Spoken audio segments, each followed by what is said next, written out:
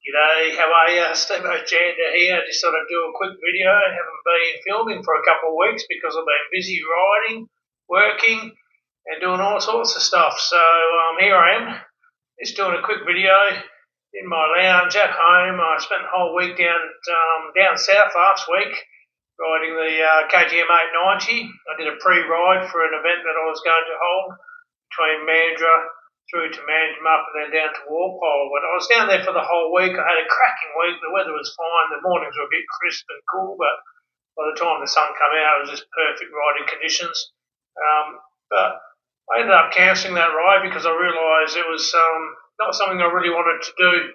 Was be leading a group of riders that I don't even really know. For starters, was one thing, but also just the amount of fun I had riding solo down there during the week and just meeting other people and just doing what I've done the last 4 years. I realise that's who I am. I really enjoy that. I've been really enjoyed the last four Free Spirit Moto Ride with Mates events that I've created and the people that rocked up. I really appreciate it. They were good events. I thought they run pretty smooth. And that's all I can ask for, is just that they run smooth and there's no dramas whatsoever, which was a bonus. And I thoroughly enjoyed them. And I gave it a good crack in the hope that I'd meet some people, and which I did. And maybe hook up another time, when I'm back from riding my next adventure, which I'll probably plan on going up north in between now and heading back overseas to Thailand because the weather's coming. And for me, trying to run my business, I work outside, and it's just a real bitch trying to work outside when the weather's cold and wet. I get a little bit depressed from that, so I usually like to load up the KTM 1290 and do a big adventure, like I've been doing the last 4 years. This year I'll probably do one. I've got no plans of where I'm going and what I'm doing at this stage, but I do plan on taking off, and I'm excited about that. Exciting news with KTM being bailed out by Bajaj in India is really exciting news. I'm happy to hear that, and hopefully KTM can move forward from here, get their suppliers up and running again, and just get back into the swing of things. I think with a company like Bajaj, that's a lot more financial and a lot bigger. That's the sort of step they needed in order to become more of a market player, globally. Because they're sort of like a niche market. And you look at the amount of bikes they're selling in comparison to Honda and even Bajaj. Like just in India alone, they're producing 24 million bikes out of the factories in India. I think Honda's doubling their factory output to 7 million as we speak. So there's huge demand, obviously, for those commuter style bikes. But I think just the fact that if they can offer, more of a global style bike, they're going to be very successful. Very happy with the announcement of that. I know there's a lot of people that are just like, no, I'm not buying a bike to build in India, but they've already been building. 60% of KTM's bikes have been their volume of sales have come from India, building their bikes already. So, if people are whinging about the quality not being there, I think they'll be surprised that like we've got Yamaha's got a mega factory in India. Triumph built out of Bajaj as well. They've had booming sales. Honda, everyone knows Honda's a really good brand. They're building out of India. So it's just the fact that the manufacturing in India is, the leader now. They've overtaken China for producing the most bikes.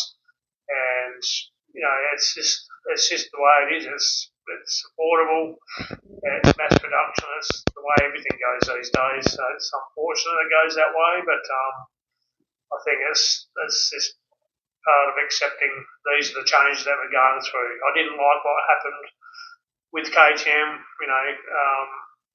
with only paying back a certain percentage to their workers, or to their suppliers, I should say. The financing part of it, I don't have a problem with that. The banks make a shitload already. But there's a big portion of that debt is going to be written off as, they don't have to pay that back anymore. So part of me doesn't like that. But at the same time, it's not the first time it's happened just in this industry. It happens in all industries, and it's part of what happens in life these days. It's just big, companies and corporate companies, and at the end of the day, these decisions have to be made. And who knows what the true cause of it was, or as far as I know, they overcapitalised in the market that suddenly fell after COVID. So that's the story how it goes, and they're paying the price for it now. But luckily they've got. As far as I know, CF Moto is still a big player in it all as well. Even though they've stopped distributing bikes throughout Europe with CF Moto, but they're still in with them as well. But Bajaj will become the major new shareholder of the company, so they'll have the upper hand moving forward into the future. Which I think that's a great thing. I like Indians and I like Indian food. So anyway, I just thought I'd share that with you. On another note, I'll be riding the next few days because I've got a shitload of rain coming up. In a few days we've got a solid week of just solid rain.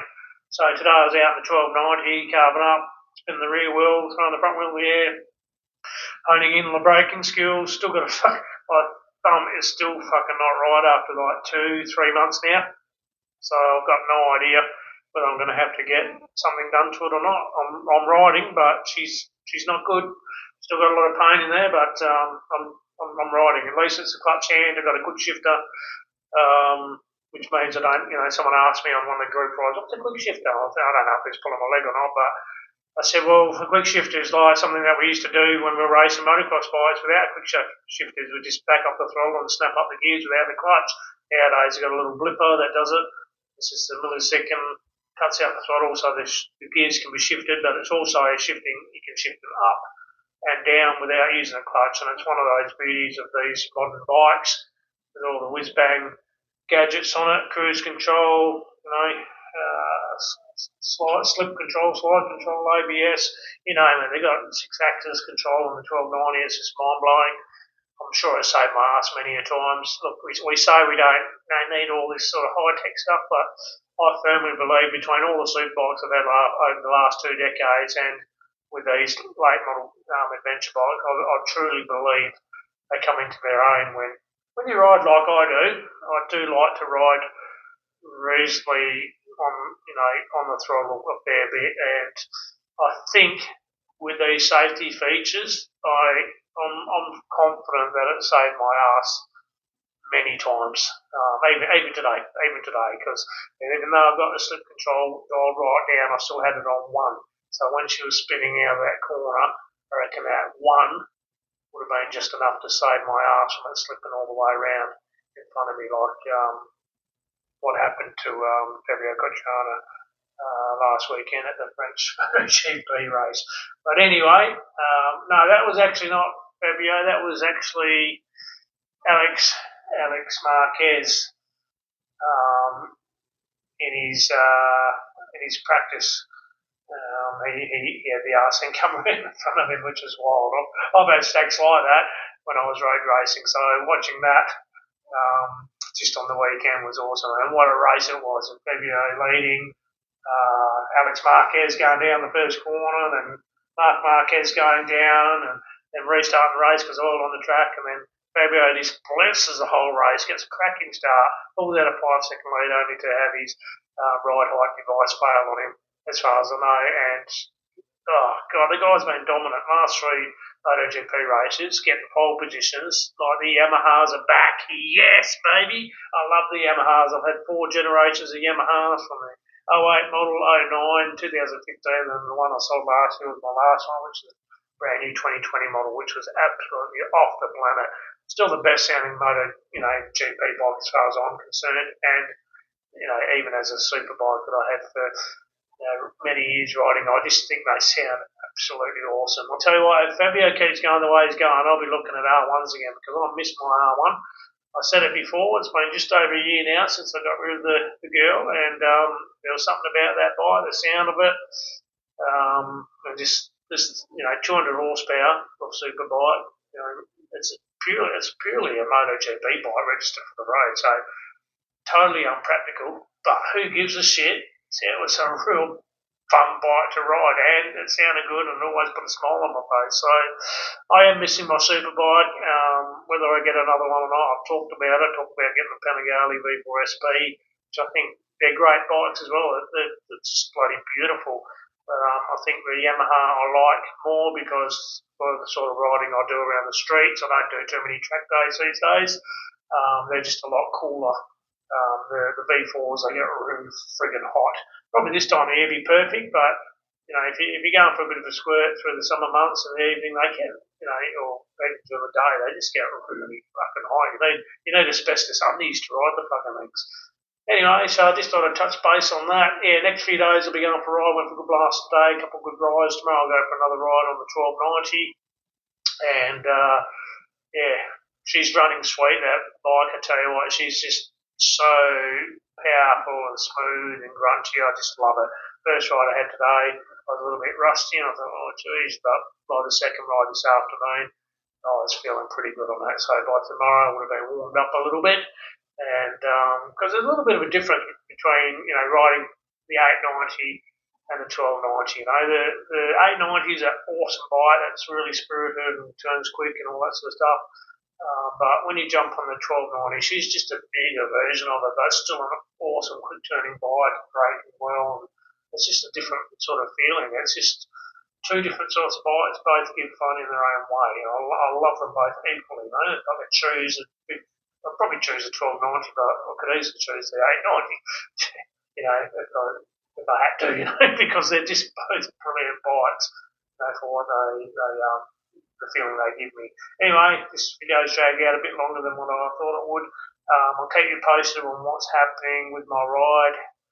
Shortly. I've got this full week, coming up. It's just going to be rain, and the final weekend I'm doing something special with my wife for our wedding anniversary, which I'm really excited about. Going to see Jimmy Barnes. Haven't seen him for a long time. So, I grew up with Jimmy, and listening to his music, I still listen to it now all the time. He's my favourite artist, and to see him live here in Perth, we're making a weekend of it for our wedding anniversary. So I'm really excited about that. And then, shortly after that, I hope to be, as long as the wife, doesn't have any other plans for me, I'll be heading off soon. Talk to you soon. Cheers.